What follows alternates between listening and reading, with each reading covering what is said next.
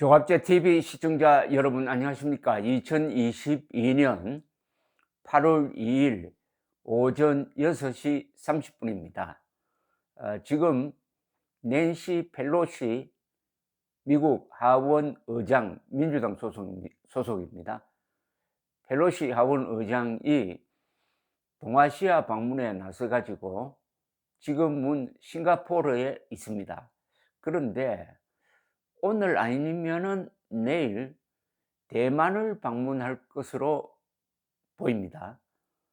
대만을 방문하면은 중국이 강력하게 반발할 것임을 이미 선언한 바가 있습니다.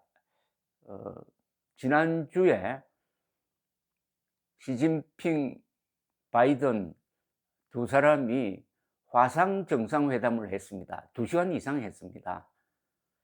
거기서 시진핑은 바이든에게 직설적으로 경고를 했습니다. 미국은 불장난을 하면 안 된다. 불장난을 하면은 화상을 입는 수가 있다라고 했습니다. 여기에 대해서 바이든은 속으로는 펠로시 하원 의장의 대만 방문을 자제해 주기를 바란다는 생각을 갖고 있지만은 겉으로는 그렇게 말할 수가 없으니까 국방부를 통해서 자제를 요청을 했다고 합니다. 그러나 거기에는 한계가 있습니다. 어디까지나 의회의 일입니다. 또 과거에도 하원 의장이 대만을 방문한 적이 있습니다. 25년 전에 깅글리치 공화당 소속의 의장이 방문한 적이 있었습니다. 그때는 중국이 좀 약할 때입니다. 1997년이니까. 그러나 사반세기가 지나면서 중국의 경제력은 PPP, 구매력 기준으로는 미국을 능가하고 있습니다. 군사력 정강도 대단합니다. 그래서 이번에 중국이 반발하는 그 모습은 25년 전과 차원이 다를 것으로 보입니다. 낸시 펠로시 하원 의장은 민주당의 실력자이고 대통령 승계 3번입니다. 즉 대통령이 유고하면은 부통령이 대통령을 대행하고 부통령까지 문제가 생기면은 그 다음은 하원 의장이 대통령을 대행하게 됩니다. 그런데 미국은 이 낸시 펠로시 하원 의장의 대만 방문을 안보 문제로 보고 있습니다. 그러니까 군사력을 전개를 해가지고 펠로시 하원 의장의 동선을 보호를 한다니까 아마 항공모함이라든지 전투기가 동원되는 군사적 상황이라고 보면 됩니다. 여기에 대해서 중국이 어떻게 대응할 것이냐. 중국도 말처럼 그렇게 행동을 하기는 하지만은 위협적 행동은 하지 않을 것으로 보입니다. 가장 위협적인 행동은 뭐냐 하면은 대만을 비행 금지 구역으로 설정해 버리는 거죠.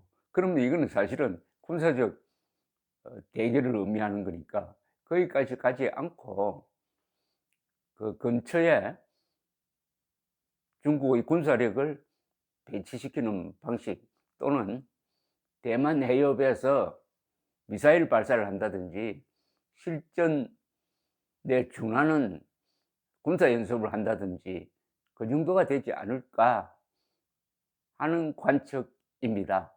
바이든 대통령은 형식적으로는 낸시 펠로시는 상권 분립상 내가 관여할 수 없는 영역이다 이렇게 빠져나가고 있고 국방부는 우려를 그러나 국무성은 펠로시 대만 방문에 대해서 적극적 지원을 하는 이런 여러 가지 다양한 대응을 하고 있습니다. 펠로시 하원 의장은 매우 반공적인 사람입니다. 문재인 정권 때도 문재인 정권의 대북 유화 정책에 대해서 신랄한 비판을 한 적이 있었습니다. 오히려 그때는 트럼프를 견제해 준 면에서 우리로서는 상당히 든든하다는 느낌을 가지기도 했더랬습니다. 자, 문제는 중국 입장에서는 북한 카드가 있다는 사실입니다. 북한을 꼬드겨 가지고 한반도에서 긴장을 조성함으로써 펠로시의 대만 방북에 견제구를 날리는 방법도 있는데, 그것은 김정은이가 이런 타이밍에 맞춰 가지고 핵실험을 하는 거겠죠. 더구나 곧 한미 군사 합동훈련이 이루어집니다. 2018년 싱가포르에서 트럼프가 김정은을 만난 자리에서 김정은이가 그 자리에서 요구도 안 했는데 느닷없이 한미 군사훈련은 돈이 든다, 그리고 북한을 자극한다, 이런 얼토당토 않는 선언을 했고, 여기에 당사자인 문재인 대통령이 편성함으로써 한미동맹의 가장 중요한 기능인 한미군사훈련이 지난 한 4년 동안 거의 유명무실해졌습니다. 그러다가 바이든, 윤석열 두 사람이 한미 정상회담을 해서 한미 군사훈련 재개하기로 하고 8월에 진행이 될 예정으로 있으니까 북한도 여기에 맞춰 가지고 도발을 생각하고 있는데, 마침 대만 사태가 터지니까 중국을 도와주는 차원에서 핵실험할 가능성을 배제해서는 안 되고 여기에 대비해야 될 것이라고 생각합니다. 대만 문제와 북한 문제는 서로 연동되어 있습니다. 중국은 대만에서 미국을 견제하기 위해서 한반도에서 북한을 시켜가지고 미국을 견제하는 이런 양수 겹장의 어떤 장난을 칠 가능성이 충분히 있다는 이야기입니다. 그렇다고 바이든 행정부가 기존의 대중국 정책, 즉 오래전에 약속했던, 또 그동안에 지켜온 하나의 중국 정책을 바꿀 것 같지는 않습니다. 하나의 중국 정책은 중국을 대표하는 정통 국가는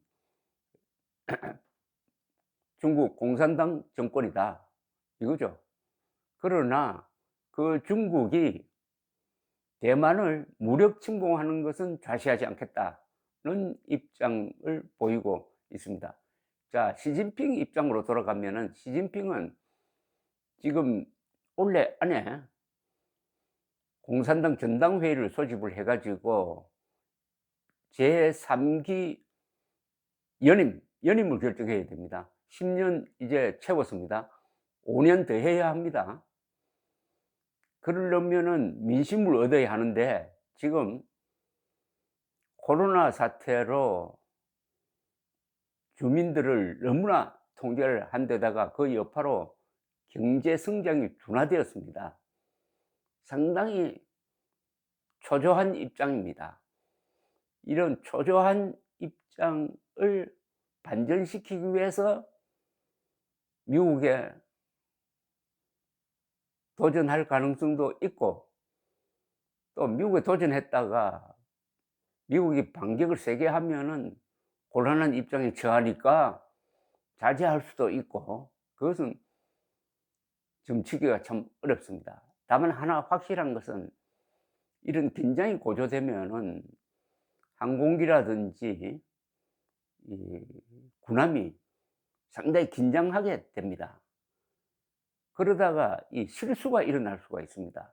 즉 조종사 차원에서 또는 함장 차원에서 중국, 미국 두 군사력이 근접해 가지고 서로 견제를 하다가 오판과 실수가 일어날 수 있다고 합니다. 그러다면 이게 큰 충돌로 비화하는 예가 과거에 들어 있었습니다. 이걸 조심할 필요가 있습니다. 대만 사태는 한반도 사태와 항상 연계되어 있다는 관점에서 주시하지 않을 수가 없습니다. 감사합니다.